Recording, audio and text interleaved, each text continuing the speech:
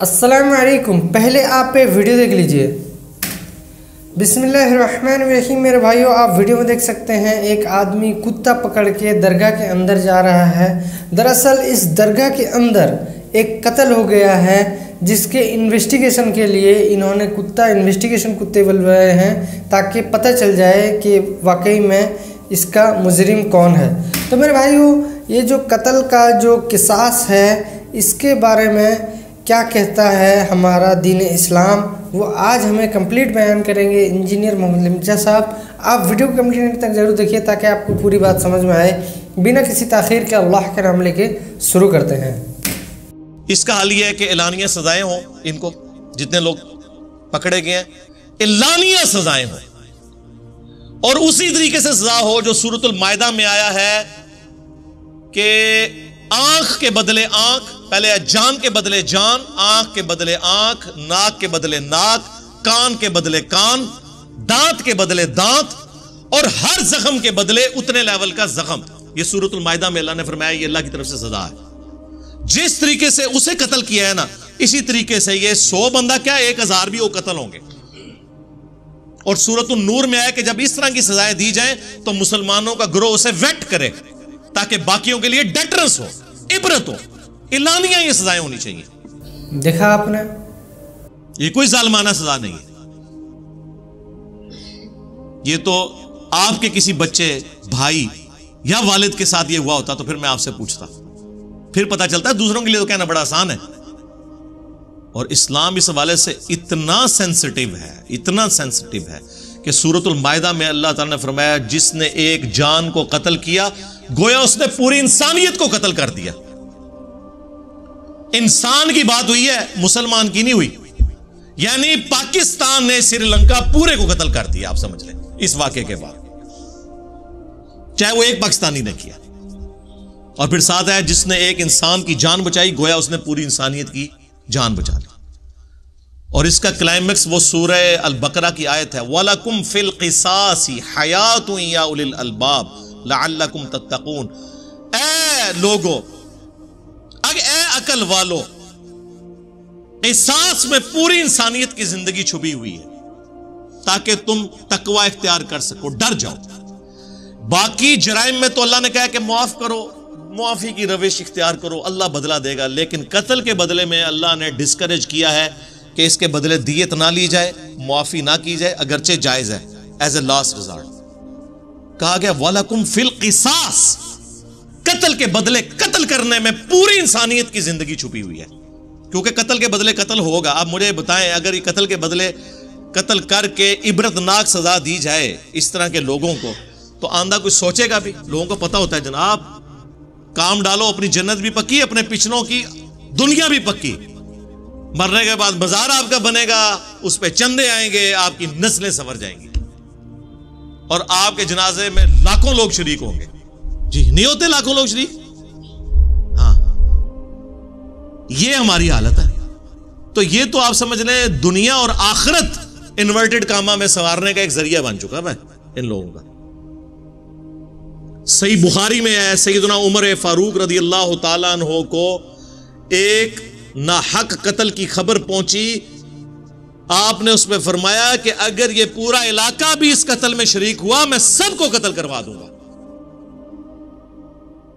اور اس کو سپورٹیو اور روایت ہے، اگرچہ اس کی سند کمزور ہے، لیکن اس بخاری کی حدیث کی وجہ سے میں اس حدیث کو صحیح سمجھتا ہوں جو جامعہ ترمذی میں موجود ہے کہ اگر زمین و آسمان کی ساری مخلوقات مل کے ایک مسلمان کو قتل کر دیں یا ایک انسان کو قتل کر دیں، اللہ اس چیز کی پرواہ نہیں کرے گا. اللہ تعالیٰ پوری کائنات کو جہنم میں پھینک دے گا. اللہ کو کوئی پرواہ نہیں. اللہ کے نزدیک انسانی جان کی ایک قدر ہے. بخاری اور مسلم دونوں میں حدیث ہے قیامت کے دن سب سے پہلے قتل کے مقدمے کا فیصلہ ہوگا. حقوق اللہ میں سب سے پہلے نماز کا فیصلہ ہوگا جو ابو داؤد میں حدیث ہے، لیکن حقوق العباد کے معاملے میں پہلے قتل کا فیصلہ ہوگا. اور یہ حدیث بخاری مسلم میں. پھر جامعہ ترمذی میں سنن ابی داؤد کے اندر حدیث موجود ہے کہ قیامت والے دن قاتل اپنے مقتول کو پیشانی کے بالوں سے گھسیٹتا ہوا اللہ کے عرش کے پائے کے پاس پہنچ جائے گا، اس حال میں کہ اس کی رگوں سے خون بہ رہا ہوگا، اور کہے گا یا اللہ اس نے مجھے دنیا میں قتل کیا تھا، آج مجھے بدلہ چاہیے کہ اس نے میری جان کیوں لی تھی. اور سنن نسائی میں تو آگے الفاظ ہیں، اے حکمرانوں کسی کے ناحق قتل پر مدد نہ کرو دوسرے کی. یہ بھی الفاظ موجود ہیں. پھر جامعہ ترمذی کے اندر، سنن ابی داؤد کے اندر، سنن ابن ماجہ میں موجود ہے کہ ایک مسلمان کی حرمت کعبے کی حرمت سے بھی زیادہ ہے. ظاہر ہے کہ پھر یہ والے معاملات تو ہوں گے نا. سنن ابی داؤد میں حدیث ہے کہ یا اللہ قیامت کے دن شرک کو معاف نہیں کرے گا یا کسی مومن کے قتل ناحق کو معاف نہیں کرے گا. اچھا، بعض لوگوں کے دماغ میں خیال آ رہا ہوگا کہ زیادہ تر تو مسلمان کے قتل کے بارے میں ہے، تو قرآن سے تو میں نے انسانیت کا قتل پڑھا. لے لیں آپ یہ بھی پھکی پھر لے لیں. صحیح بخاری میں حدیث ہے، جس نے ایک ذمی کافر کو قتل کیا جو ٹیکس پیئر تھا، یعنی وہ جزیہ دے کر یا اس کے ساتھ معاہدہ تھا، وہ رہ رہا تھا مسلمان ریاست میں اور ہے کافر تھا، جس نے اسے قتل کیا، بخاری کے الفاظ ہیں کہ قیامت والے دن وہ جنت کی خوشبو بھی نہیں پائے گا، حالانکہ جنت کی خوشبو 40 سال کی مسافت سے آ رہی ہوگی. کیونکہ قیامت کا دن قرآن میں ہے نا 50,000 سال کا دن ہے. تو وہ 50,000 سال میں سے جب 40 سال رہ جائیں گے نا تو جنت کی خوشبو آنا شروع ہو جائے گی جنہوں نے جنت میں جانا ہوگا.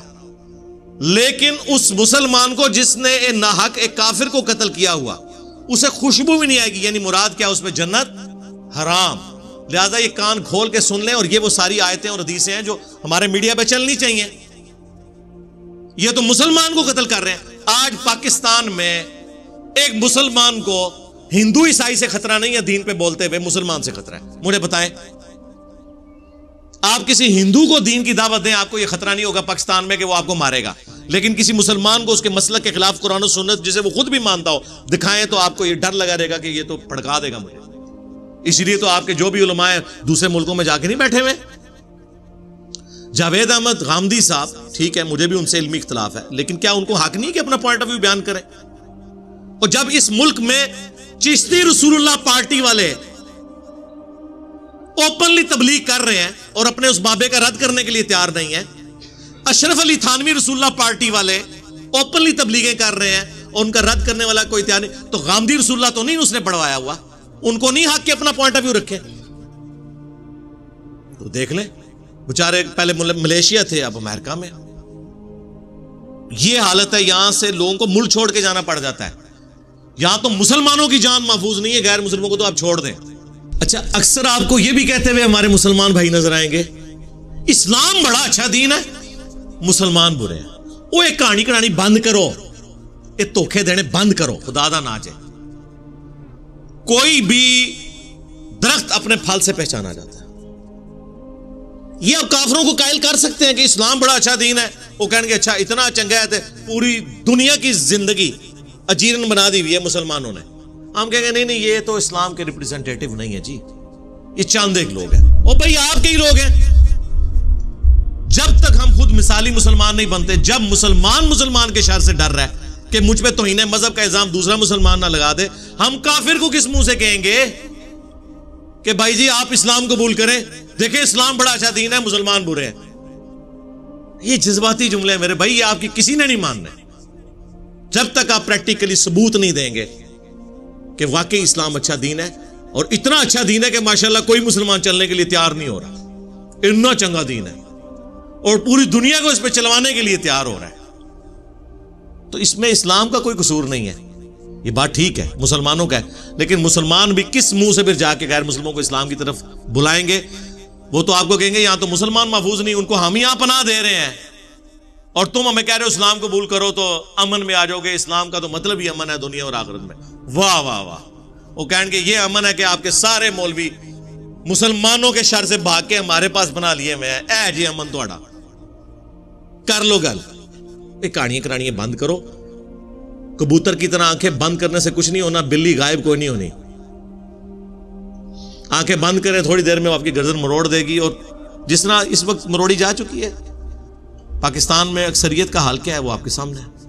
اس ملک کے حالات کے بارے میں دعائی کی جا سکتی ہے، اور یہ ہر بندے کی انڈیویجول کی ذمہ داری ہے کہ دوسرے کو ایجوکیٹ کرے کہ ان لوگوں کے ان نرغوں میں نہ ہو، یہ آپ کو کسی اور طرف لے جائیں گے. انہوں نے آپ کی دنیا تو برباد کرنی ہے، آخرت بھی برباد کر دینی ہے. اور پریکٹیکلی آپ دیکھ رہے ہیں کہ آخرت انہوں نے برباد کر دی ہوئی ہے، چھوڑا تو کچھ نہیں ہمارا۔ تو چھوٹی چھوٹی باتوں کو گستاخ رسول کا نام دے کے، توہین مذہب کا نام دے کے اپنی ایکٹیویٹیز پرفارم کرتے ہیں۔ آخر میں پرائم منسٹر صاحب سے اور آرمی چیف سے اور ہمارے چیف جسٹس صاحب ہیں، ان سے ریکویسٹ کروں گا ہوش کے ناخن لیں۔ یقیناً میری بدگمانی ہے آپ ساروں کے بارے میں، حسن ظن تو نہیں کہنا چاہیے کہ آپ لوگوں نے تو ریٹائرمنٹ کے بعد یہاں سے نکل جانا ہے، ہمیں اس آگ میں نہ جھونک کے جائیں اور منطقی انجام تک اس معاملے کو پہنچائیں، سرعام ان کو سزائیں دی جائیں تاکہ ہماری آنے والی نسلیں اس شر سے محفوظ ہو سکیں انشاءاللہ تعالی۔ بس ہم صرف ہائی لائٹ ہی کر سکتے تھے، میں شاید اس پوری گفتگو میں کوئی سخت باتیں بھی کر گیا ہوں، لیکن آپ اس کے پیچھے جو میری تھیم ہے اس کو آپ سمجھنے کی کوشش کریں۔ اور میں آپ کو جو باتیں بتا رہا ہوں یہ آپ کو نہ کوئی مذہبی پلیٹ فارم والا بتائے گا، نہ سول سوسائٹی سے کوئی بیچارہ جرت کرے گا یہ باتیں آپ کو کرنے کی، اس کو تو ویسے ہی کسی نے نہیں ماننا۔ مذہبی لوگ تو اس پورے سسٹم کے بینیفیشری ہیں، انہوں نے تو یہ باتیں آپ سے کرنی نہیں ہیں۔ میں نے کوشش کی ہے کہ مختصر وقت میں جو اپنا درد دل تھا وہ آپ لوگوں کے سامنے رکھ دوں۔ صلو علی محمد و آل محمد، اللہم صلی علی محمد وعلی آل محمد و اصحاب محمد اجمعین الی یوم الدین۔ تو میرے بھائیو سنا آپ نے، امید ہے کہ آپ کو یہ ویڈیو پسند آئی ہوگی اور بات سمجھ میں آئی ہوگی۔ اگر ویڈیو پسند آئی ہے تو لائک اور شیئر ضرور کیجیے اور ہمیں سبسکرائب ضرور کیجیے۔ ملتے ہیں نیکسٹ ویڈیو میں انشاءاللہ۔ السلام علیکم ورحمۃ اللہ وبرکاتہ۔